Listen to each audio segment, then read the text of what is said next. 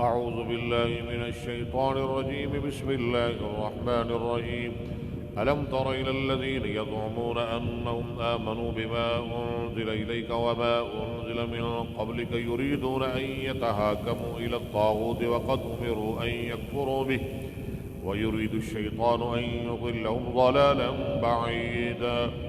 وإذا قيل لهم تعالوا إلى ما أنزل الله وإلى الرسول رأيت المنافقين يصدون عنك صدودا. فكيف إذا أصابتهم مصيبة بما قدمت أيديهم ثم جاءوك يحلفون بالله إن أردنا إلا إحسانا وتوفيقا. أولئك الذين يعلم الله ما في قلوبهم فأعرض عنهم وعظهم وقل لهم في أنفسهم قولا بليغا. وما أرسلنا من رسول إلا ليطاع بإذن الله ولو أنهم إذ ظلموا أنفسهم جاءوك فاستغفروا الله واستغفر لهم الرسول لوجدوا الله توابا رحيما. فلا وربك لا يؤمنون حتى يحكموك فيما شجر بينهم ثم لا يجدوا في أنفسهم حرجا مما قضيت ويسلموا تسليما. ولو أنا كتبنا عليهم أن اقتلوا أنفسكم أو اخرجوا من دياركم ما فعلوه إلا قليل منهم ولو أنهم فعلوا ما يوعظون به لكان خيرا لهم وأشد تثبيتا. وإذا لآتيناهم من لدنا أجرا عظيما ولهديناهم صراطا مستقيما. ومن يطع الله والرسول فأولئك مع الذين أنعم الله عليهم من النبيين والصديقين والشهداء والصالحين وحسن أولئك رفيقا. ذلك الفضل من الله وكفى بالله عليما. يا أيها الذين آمنوا خذوا حذركم فانفروا ثبات أو انفروا جميعا. وإن منكم لمن ليبطئن فإن أصابتكم مصيبة قال قد أنعم الله علي إذ لم أكن معهم شهيدا.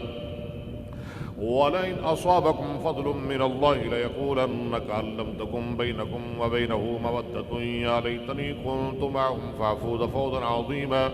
فليقاتل في سبيل الله الذين يشرون الحياة الدنيا بالآخرة ومن يقاتل في سبيل الله فيقتل أو يغلب فسوف نؤتيه أجرا عظيما. وما لكم لا تقاتلون في سبيل الله والمستضعفين من الرجال والنساء والولدان الذين يقولون ربنا أخرجنا من هذه القرية الظالم أهلها واجعل لنا من لدنك وليا واجعل لنا من لدنك نصيرا. الذين آمنوا يقاتلون في سبيل الله والذين كفروا يقاتلون في سبيل الطاغوت فقاتلوا أولياء الشيطان إن كيد الشيطان كان ضعيفا. ألم تر إلى الذين قيل لهم كفوا أيديكم وأقيموا الصلاة وآتوا الزكاة فلما كتب عليهم القتال إذا فريق منهم يخشون الناس كخشية الله أو أشد خشية وقالوا ربنا لم كتبت علينا القتال لولا أخرتنا إلى أجل قريب قل متاع الدنيا قليل والآخرة خير لمن اتقى ولا تظلمون فضيلا.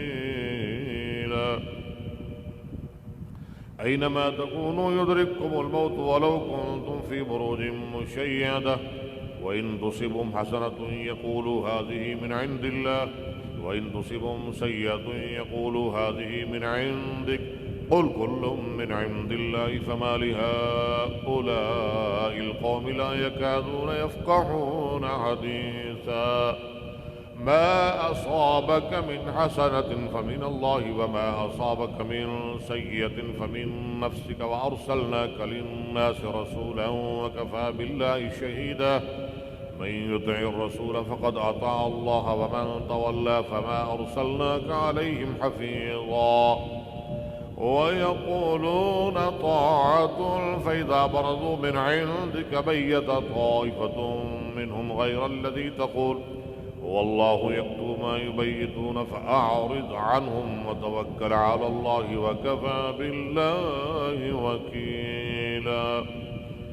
أفلا يتدبرون القرآن ولو كان من عند غير الله لوجدوا فيه اختلافا كثيرا وإذا جاءهم أمر من الأمن أو الخوف أضاعوا به ولو ردوه إلى الرسول وإلى أولي الأمر منهم لعلمه الذين يستنبطونه منهم ولولا فضل الله عليكم ورحمته لاتبعتم الشيطان إلا قليلا فقاتل في سبيل الله لا تكلف إلا نفسك وحرض المؤمنين عسى الله أن يكف بأس الذين كفروا والله أشد بأسا وأشد تنكيلا من يشفع شفاعة حسنة يكن له نصيب منها ومن يشفع شفاعة سيئة يكن له كفل منها وكان الله على كل شيء مقيتا وإذا حييتم بتحية فحيوا بأحسن منها أو ردوها إن الله كان على كل شيء حسيبا الله لا إله إلا هو ليجمعنكم إلى يوم القيامة لا ريب فيه ومن أصدق من الله حديثا صدق الله العظيم.